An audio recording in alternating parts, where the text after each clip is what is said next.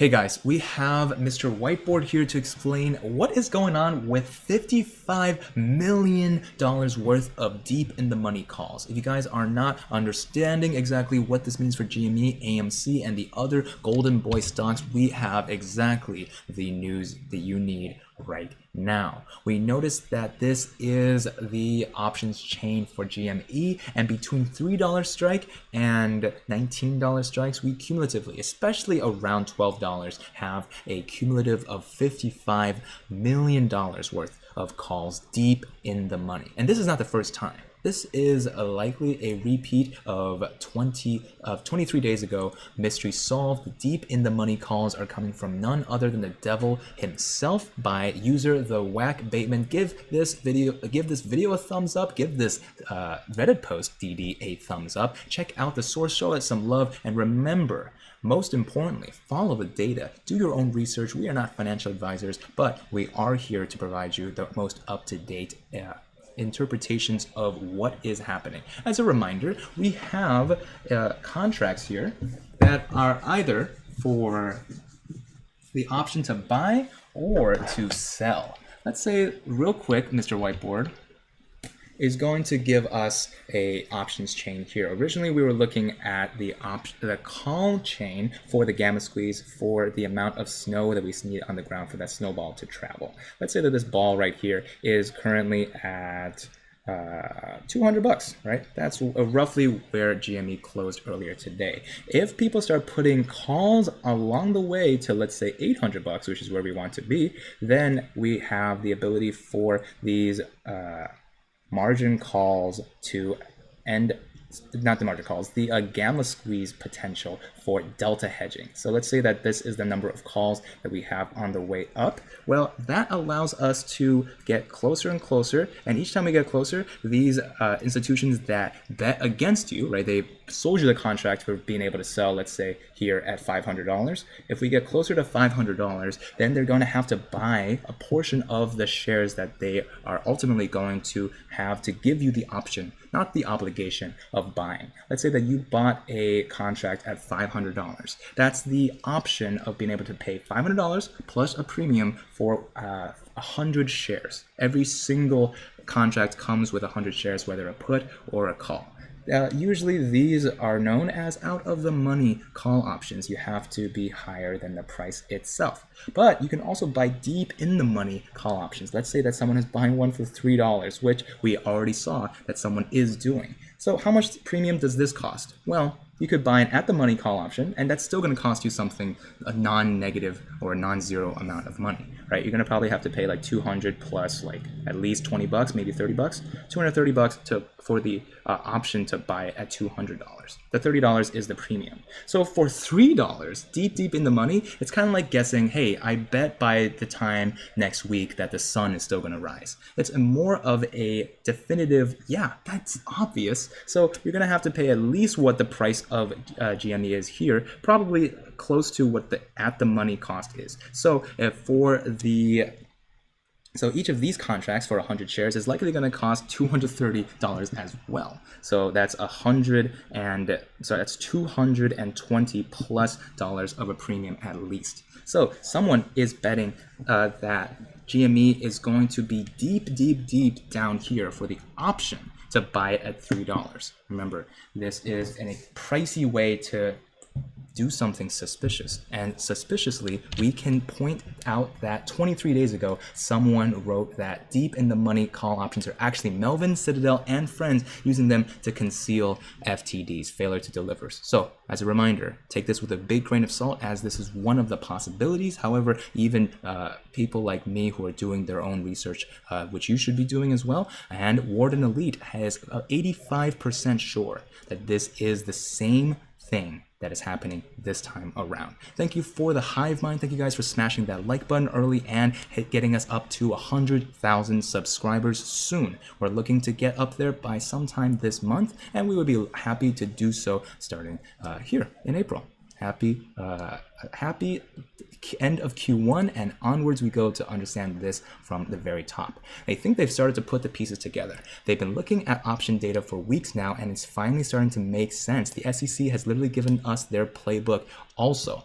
First transaction, reversal. If you already understand synthetic longs and how it can be used to conceal short interest, you can skip to part 2. For everyone else, let's rewind all the way to January during the first gamma squeeze. HFs got shook that everyone noticed the 140% short interest on GME. If you guys noticed as well, that's how we started this channel all the way back in the day, talking about that ridiculous once-in-a-lifetime opportunity. Needed on GME and AIMS, and needed a way to make it appear as though they covered without actually covering. Enter the reversal transaction. This is described in the SEC memo on page 7. For those who don't want to read it, it goes like this. Melvin. Hey, Citadel, I need to make it look like I covered, but I'm not trying to buy shares. Got any ideas? Citadel says, I can give you a synthetic long position. They aren't actually shares, but you can use it to report a net even position, even though you're short the real shares and the long these synthetic options, right? Well, how does that work? Asks Melvin. Citadel says, write me a $1 put for 100 shares. That means you're obligated to buy 100 shares when the price goes under $1. Not obligated, but with delta hedging, this is highly important for you to stay delta neutral. So when the price the strike price is in the money, you likely are not going to find a single one of these institutions that hasn't yet delta hedged. I'll give you the premium $1 and you give me $100 of collateral. Gotcha, says Melvin. If you followed along with that little dialogue there, if you haven't, continue listening. It doesn't exactly go like that, but hopefully you get the point. Where's the evidence for this? There's an obscene number of puts with strike prices less than $5 that only started showing up after January 22. And I go through all the evidence for this in my post here. Other users have done great DD to estimate the number of synthetic long positions here. I'll, of course, include this in the description, and you guys should show the source some love. Second transaction, reset. Time passes while apes and retail continue to buy more and more shares. This leads to FTDs that need to get closed out. Otherwise, shorters won't be allowed to short anymore. Enter the reset transaction. Basically, this allows them to close the FTD without actually buying shares. This is literally outlined in the same SEC memo on page 8. So that's one page later. For those who don't want to read it, it goes like this. Failure to deliver is something that we've covered on the channel multiple times, and I would suggest a couple of videos in the playlist down below for you to fully understand what an FTD is. FTDs hit their closeout date. Citadel says, yo, Melvin, we got to close out these FTDs if you want to keep shorting. Melvin says, yo, I'm really trying not to buy shares right now. So is there something else we can do? Citadel says, give me that lame printer you got. Since I'm a market maker, I'm allowed to use it to print out some synthetic shares. Melvin says, and then what? And Citadel says, after that, you buy these new prints and write me deep in the money calls so I know it's you. I'll buy it and exercise it right away, which means you got to give me those prints back. Once I get the prints back, I'll trash them and then we're net even. SEC, oh, say word, it looks like Melvin bought some shares. I don't know if it's legit, but I guess we'll just clear these FTDs from our checklist now since that's the easiest thing to do.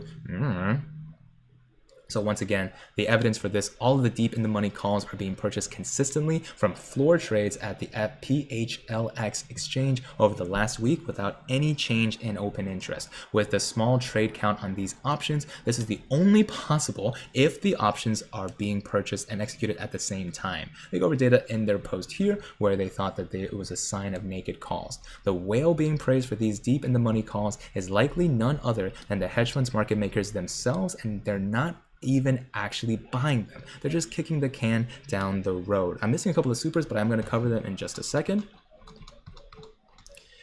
Let's see, what does this all mean? Short interest data is incomplete. We even covered this a couple of days ago on the how to lie to the FINRA short interest percentage post. You guys should watch that. That's a huge post about married conversions. And right now, this is even more evidence that the short interest data is incomplete. There is no way to accurately estimate without knowing how much retail holds, which is too hard to estimate and might actually be significant considering the amount of time that's passed since January. FTD data is incomplete. With the reset transaction, they can make it appear as if the FTD is cleared without actually clearing it at all. This doesn't even get into all the ETF shorting schemes that others have DD on. If we want to see whether shorts are covering, one reliable way might be to observe the puts with strike less than $5. As soon as we see OI on those beginning beginning to decrease, we may be able to say that shorts are covering, i.e. bears turning into bulls, right? This is the can hedge funds turn into long positions to ride out the wave. The squeeze is almost certainly not squoze. This can has been kicked down the road again. It's highly improbable that shorts were covered on the first gamma squeeze, and we know it's not because we've been following that FINRA report with the observable activity that they described in the first post. It's also highly improbable that they covered on or after the second gamma squeeze, because there would be no need for the recent transactions if that were the case. And once again, we can confirm we cover the FINRA report every 2 weeks as it comes out. Too long, didn't read. The deep in the money calls are actually Melvin, Citadel, and friends, using them to conceal FTDs. I think most importantly is this conversation here. Once again, if you could not follow why the current ideology that this is Melvin and friends, let's do this again step by step. There are FTDs. This is a failure to deliver only comes if you create a naked short. But Melvin doesn't want to cover these FTDs, right? So Citadel takes the printer that they have. They are market makers, so they print out some synthetic shares, and then Melvin buys those prints, writes them a deep in the money call. Citadel will buy and exercise right away, which means you got to give me those prints back. Once I get the prints back, I'll trash them, and then we're net even. Take this with a big grain of salt, because as once more, this is an important step to understand that this is still a percentage of could this be happening? Logically, it could follow. Warden Elite and other friends have said that they are 80% sure. However, this is still not 100% in the work of journalism. This is now just about the kinds of economic research you can do by yourself here. However, here is what happens. Actually, I'm going to erase this whole thing. Let's say that they want to hurt the price. They want to hurt the price of GME so it goes up and up and up, and they want to short attack it here. In order to short attack, they have to sell shares that they don't own. So they're going to just make them invisible shares, and they are eventually going to expire. So this is a naked short. And within a certain amount of time, they're going to have to fail to deliver. In order to get rid of this, they could then go to Citadel, right, and make a very, very cheap in the money call. So Citadel, well, not a very cheap, but a very low price here, so that Citadel knows that they are, these are the ones that Citadel is trying to buy from Melvin. So Melvin says, okay, how do I make sure that I get the synthetic shares? Citadel sends synthetic longs to Melvin here.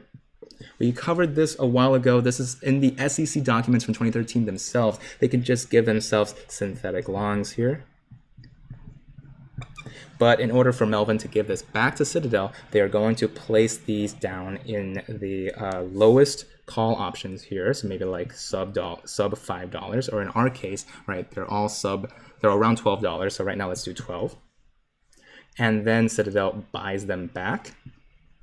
In this scenario, they trashed them, which is another way to say they were synthetic longs to begin with. So they were the ones that said, I owe you 1 share. They give it to Melvin. Melvin uses this to fund their FTDs and change the fact that they owe them. And then they sell these back to Citadel with the call options here. So if this made sense from a graphical point of view, this was a gross simplification, but once again, ape speech is important. Let me give Meatball a treat here for being such a good boy, and for you guys, thank you so much for dropping a like on the video, staying all the way into the end, and smashing that like and subscribe button if you guys want to continue learning and growing on this financial journey with us. I also want to thank these people who make the show possible: the Moon Platoon, the Meatball the Space Legend tier, and the Gorillionaire tier. If you want to join them and be displayed at the end of these videos, then go ahead and drop a join next to the subscribe button, or go down to the Patreon link and support me there. For now, but not for forever, I'm gonna pick up this call. Peace.